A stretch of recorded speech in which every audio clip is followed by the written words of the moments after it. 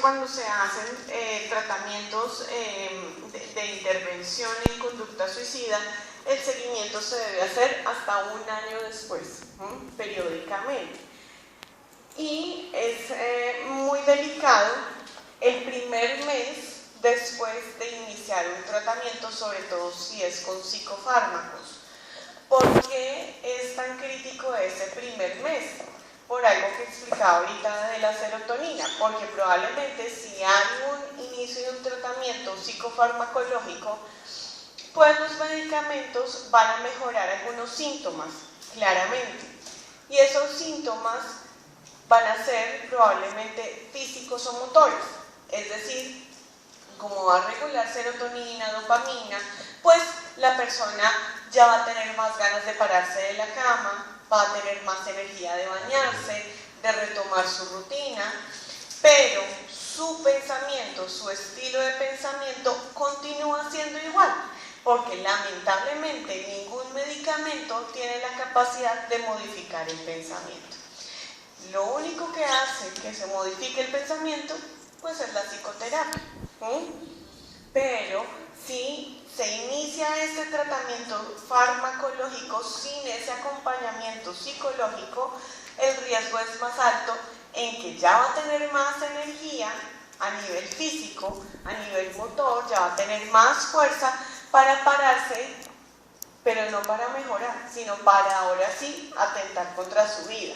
Porque en un estado de depresión mayor la persona no quiere nada, no tiene fuerzas, no come, no duerme, no hay energía para atentar contra su vida. Pero cuando se inicia un tratamiento psicofarmacológico, probablemente los primeros síntomas que mejoran son los físicos o los motores y va a tener más energía y su pensamiento sigue igual.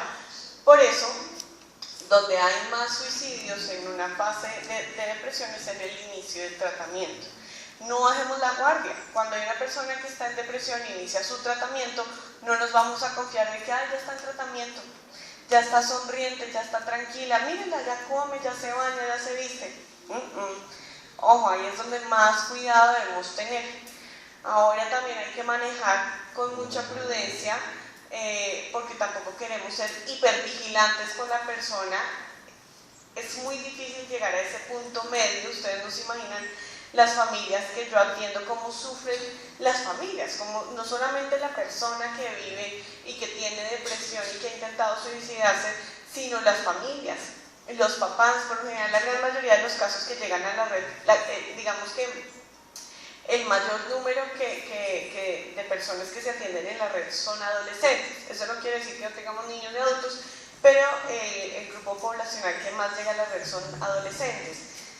Y todos los procesos inician por adolescente, pero luego terminamos haciendo también terapia individual con, sobre todo, la mamá o el papá o la familia, porque se desajusta tanto ese sistema familiar, pues uno no va a dormir tranquilo sabiendo que el hijo de uno quiere acabar con su vida. ¿Qué mamá duerme tranquila sabiendo que el hijo lo ha intentado, lo piensa?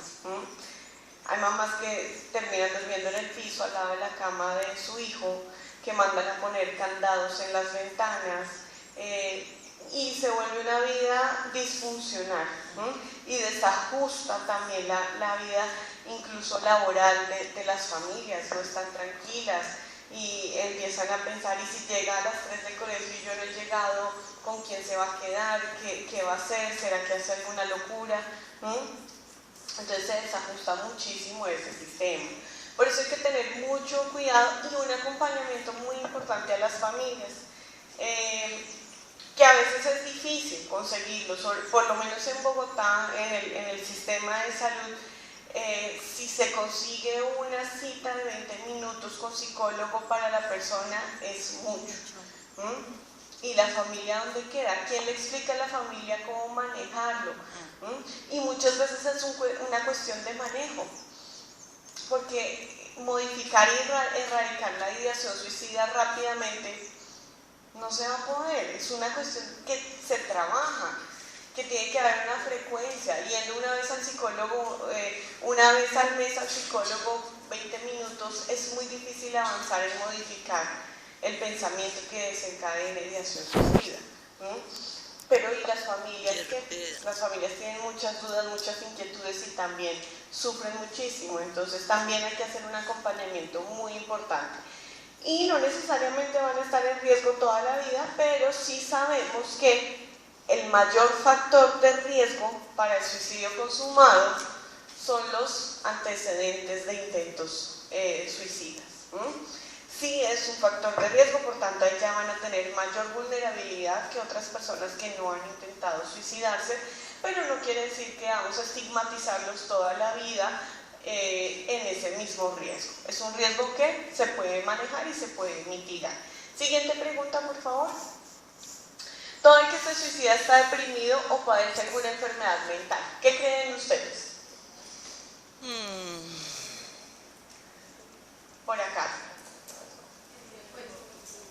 Considero que no, porque muchas veces las personas se suicidan en un momento de vida, no necesariamente que haya tenido una enfermedad mental. Entonces no necesariamente tiene que tener una enfermedad mental para llegar a suicidio. Bien. ¿Quién más? Bueno. Está deprimido, sí. Sí. ¿Y no? Como yo les dije, no conozco a la primera persona que se haya ganado el baloto y por ello haya decidido suicidarse. ¿Tú vas a decir algo?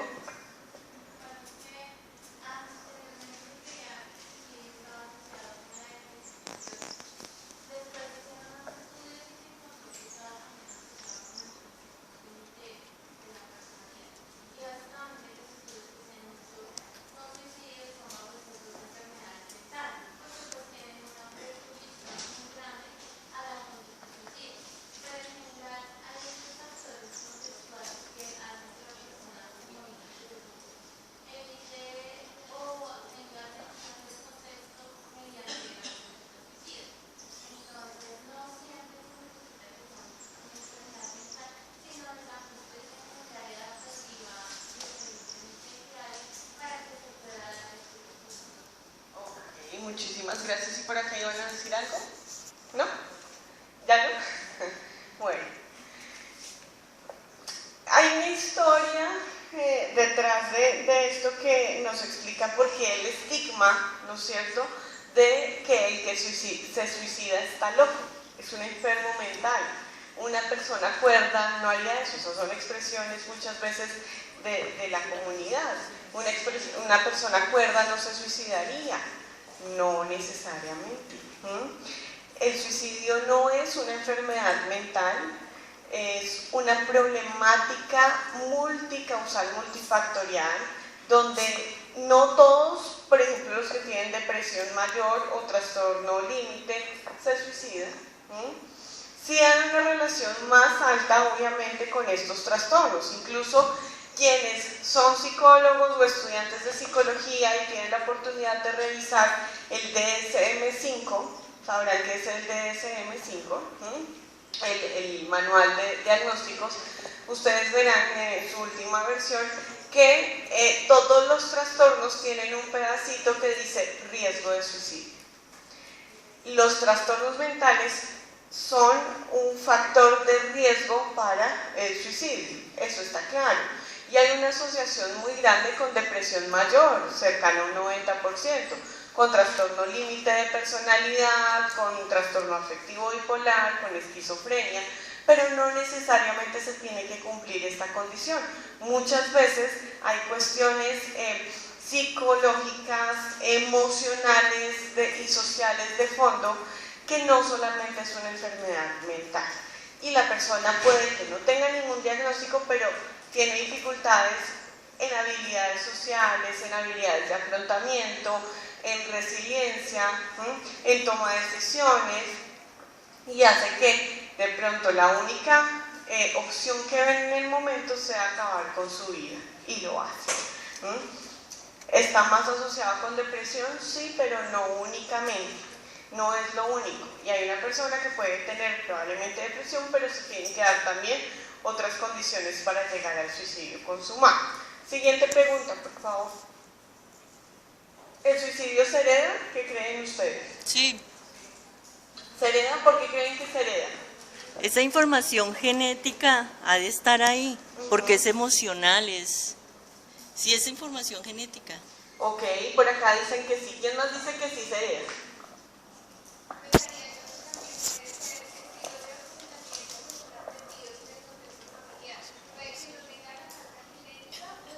Sí, también.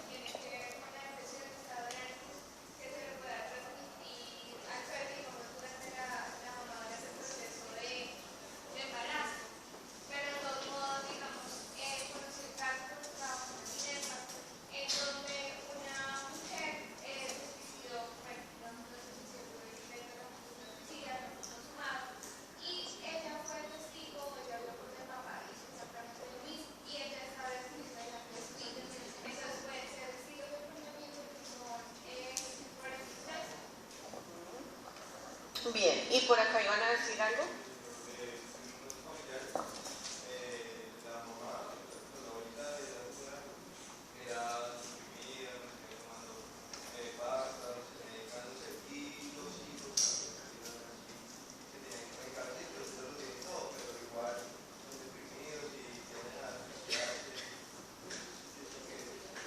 Ok, por acá piensan que sí es hereditario, por acá que...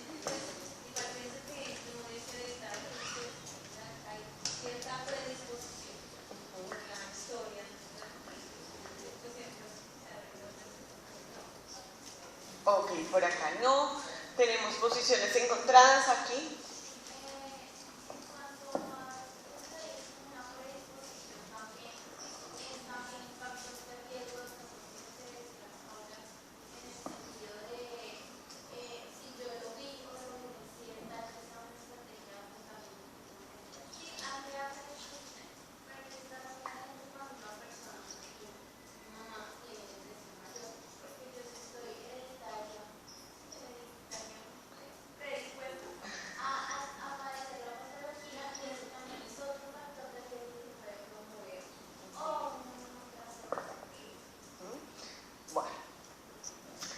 Posiciones encontradas, pero lo cierto es que el suicidio no es hereditario genéticamente, no lo es. No hay estudios hasta el momento que nos confirmen esa hipótesis. Los estudios que se han hecho, que nos dicen, sí, es que hay un gen que se transmite de generación en generación en suicidio. ¿Hay esos estudios? Sí. Pero si vamos a ver la muestra, la población de ese estudio son 10 personas, lo que le resta algo que se llama validez externa de ese estudio y no permite generalizar a que eso suceda en toda la población y en todo el mundo. Lo que pasa es que nos podemos llevar esa idea de que un estudio lo demostró, porque además así no lo venden los medios, pero no es así. Además, en esos estudios que se ha encontrado que ese gen está más relacionado con diagnósticos en enfermedad mental que tienen las personas, como por ejemplo esquizofrenia, que es uno de los trastornos mentales con mayor carga genética, y depresión también, pero no necesariamente. Entonces ahí lo que estaríamos viendo que puede ser más hereditario es el trastorno mental diagnosticado que el comportamiento suicida, porque el comportamiento suicida no es una enfermedad, es una problemática multicausal y multifactorial. Probablemente si fuera únicamente hereditaria, pues prevenirla sería más sencillo, ¿no es cierto? Se podría desarrollar tal vez alguna vacuna, como se hace con el cáncer, ¿no es cierto? Pero no es así y hasta el momento no se ha comprobado. No es hereditario, pero entonces, ¿cómo explicamos los casos que se suicidó el papá, se suicidó el abuelo, la abuela, el papá, el hijo, el primo, Eso el te tío? iba a decir, ¿cómo entonces? ¿Cómo se explica? Porque hay diferentes formas de aprendizaje del ser humano. Y el ser humano no solamente aprende por esos experimentos que ustedes probablemente conocerán en el laboratorio, como condicionamiento clásico, condicionamiento operante. Hay un tipo de aprendizaje que también es muy importante, que es el aprendizaje social, también conocido como aprendizaje vicario o por observación. Por ejemplo, un niño chiquito, un bebé, Si aquí ustedes tienen hijos, acuérdense de su bebé, las primeras cosas que haya hecho, las primeras palabras. ¿Por qué dijo las primeras palabras? Porque probablemente la mamá pasó meses diciéndole mamá, y él lo repite sin saber que eso significa mamá, y que mamá es la persona que lo trajo a este mundo y que lo llevó durante 9 meses en su vientre. No, él dice mamá y le va a empezar a decir mamá a todo, a cualquier cosa, porque él está observando, retoma y replica. Eso mismo pasa con muchísimas cosas, y entre esas el comportamiento suicida y lo relacionado al comportamiento suicida. Por aquí decían, puede aprender en ese contexto, ¿no es cierto?, familiar y social, estrategias de afrontamiento. Como si, por ejemplo, vemos casos de, ya te doy la palabra, si vemos casos de violencia intrafamiliar, podrá ver cómo el papá le pega a la mamá y podrá aprender desde pequeño que es un comportamiento válido porque su ejemplo, que es el papá, lo hace. Que no es adecuado, no es asertivo, pero eso es lo que está aprendiendo el niño. Y luego él va y le pega a una niña en colegio, lo replica, lo observó y lo replica.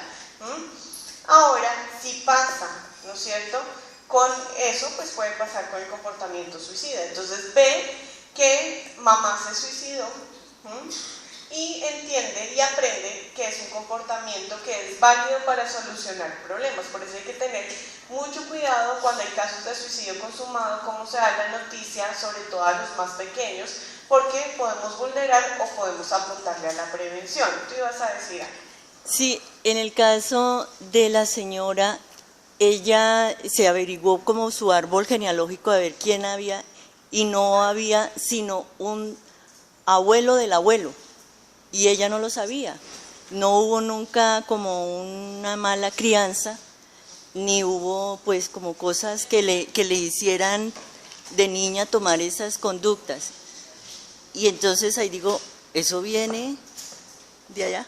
Claro, pero mira que lo único, lo que podemos aprender por ese aprendizaje social no solamente es el comportamiento puntual. Por ejemplo, y tú verás que hay familias que son mucho más, digamos, reservadas emocionalmente, y puede ser un estilo de familia. Entonces, en la casa nadie habla, todos son muy callados, como hay familias que son muy abiertas emocionalmente, que son muy unidas, que se apoyan mucho las unas a las otras.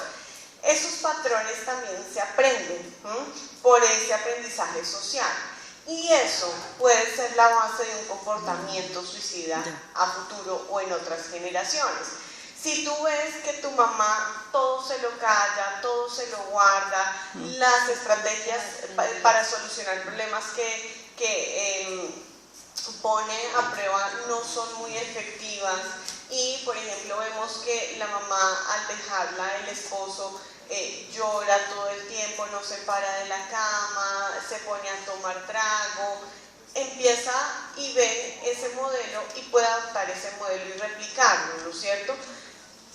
Puede que no haya ahí un suicidio, pero le quedó como esa forma de enfrentar los problemas. Entonces es probable que en el futuro esa niña que tenía 6 años replique un comportamiento similar, y se va creando también como ese sistema de aprendizaje que vamos teniendo de nuestra familia. El escapismo, sí. Dime. El escapismo, como una forma de la mente escapar. Evitar, ¿no es cierto? Evitar o escapar, que además es de todos, casi todos lo hacemos, o todos, más bien en diferentes situaciones, pero todos lo hacemos.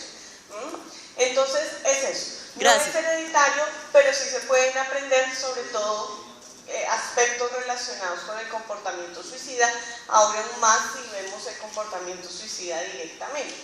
Y hay una predisposición o una vulnerabilidad biológica, sí, y más relacionada a otros trastornos mentales. Entonces sí vamos a tener como un factor de riesgo, pero no el único causal. Porque podemos también tener en nuestra historia es que se nos suicidó nuestro abuelo y nosotros nunca desplegamos un comportamiento suicida ni parecido. Entonces es eso, y por eso no es hereditario. Siguiente pregunta, por favor. No es Al hablar sobre suicidio con una persona en este riesgo, ¿se le puede incitar a que lo realice? ¿Qué creen ustedes? No, ¿No? no, porque al hablar antes se le enfrenta a uno y se le ayuda, ¿no? Se le da apoyo. ¿Qué más creen ustedes?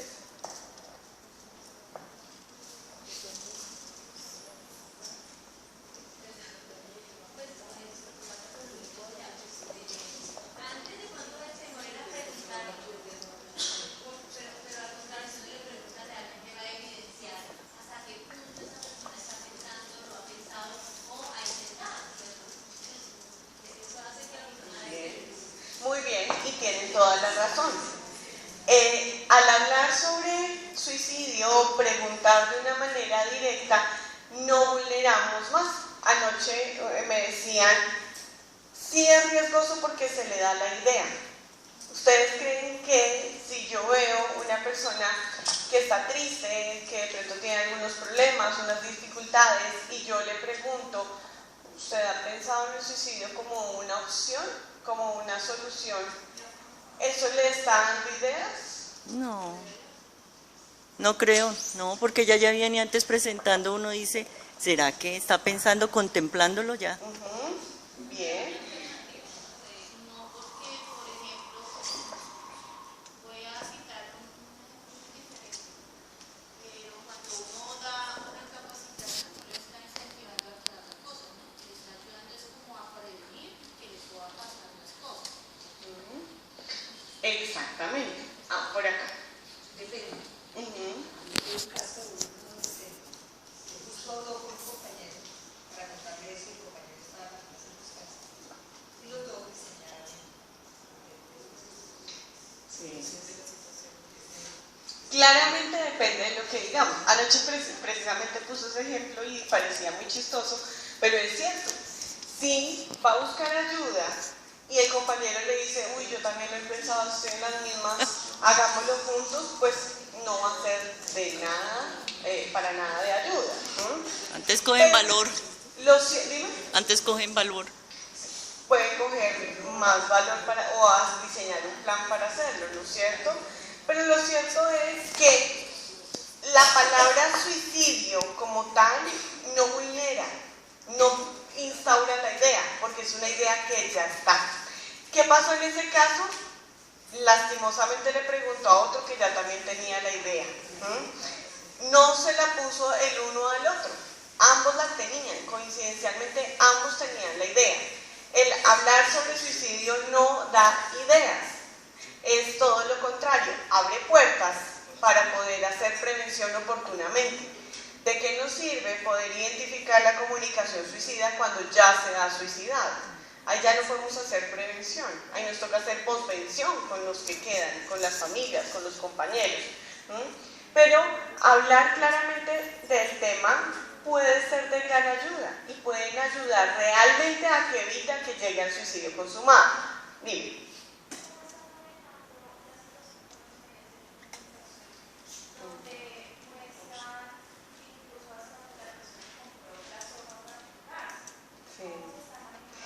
Mira, es bastante triste, es bastante doloroso y no sé si ustedes vieron hace como a principio de año un especial de esos que dan en los domingos, no sé si era séptimo día, sobre el caso de los jóvenes que se suicidaron en Bogotá en un motel.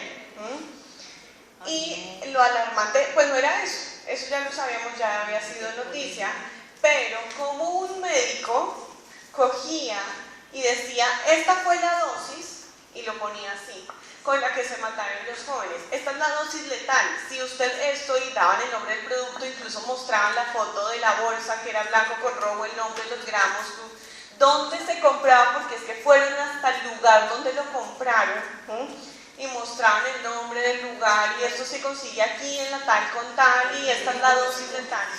Claramente eso va a vulnerar, porque ahí no hay ningún mensaje de prevención detrás de. Y es un tema que hay que manejar, pero lamentablemente los medios de comunicación no son tan abiertos al tema. Por lo menos en Bogotá, lo que yo les cuento, la experiencia que tuvimos el año pasado, realizamos un taller totalmente gratuito y exclusivo para medios de comunicación. La idea era enseñarles, y tomamos la guía que da la Organización Mundial de la Salud para que los medios de comunicación den este tipo de noticias o hagan estos cubrimientos, y les íbamos a enseñar cómo se debe manejar este tema, qué sí se debe decir, qué no se puede decir y qué mensaje de prevención se debe enviar. Ninguna de las noticias que yo he visto en medios de comunicación que traten un suicidio, un intento de suicidio, ninguna ha dejado un mensaje de prevención. Ninguna ha mostrado las redes de apoyo, las instituciones, las líneas de ayuda. ¿Qué hacer si usted tiene ideación suicida? Nunca ha pasado. Entonces, lo triste de esa experiencia es que ningún medio de comunicación llegó. Cero interés en el tema. Y se lo enviamos porque el 10 de septiembre, que es el Día Mundial de la Prevención de Suicidio, y sí todos los periodistas llaman porque quieren la entrevista, porque le enviamos a todos ellos y ninguno llegó. Entonces es un tema muy delicado, sí, incluso en algunas ocasiones donde nosotros vemos noticias o reportajes que son bastante fuertes y que pueden vulnerar bastante, hacemos comunicados de prensa y los divulgamos, pero pues la cosa queda así. Claramente también es una acción que le compete a quienes están más arriba, ¿no? Ministerio de Salud, Secretaría de Salud, pero es un tema que probablemente se planteó hace un par de años y se quedó en papel y a las acciones no alcanzó a llegar. Y bueno, vamos a ver si se da la oportunidad nuevamente de abrir un taller para medios, a ver si llegan en esta oportunidad. Entonces, si nosotros vamos a son de prevención y le decimos a la persona, tú has contemplado el suicidio como una opción, no ponerlo en riesgo. Pero ¿qué debemos hacer? Si nos dicen eso y nosotros, bueno, chao, hasta luego, que le vaya bien, y nos vamos, pues la persona va a quedar igual. Probablemente lo peor, va a quedar igual. Pero si nosotros le decimos, necesitas ayuda, si bien yo no te puedo ayudar, o yo no tengo las palabras exactas, tú necesitas una ayuda profesional, pónganlo en contacto de una vez con una ayuda profesional, no pierdan tiempo, no esperen a mañana, porque cada minuto que pasa es muy importante. Por acá hay una pregunta.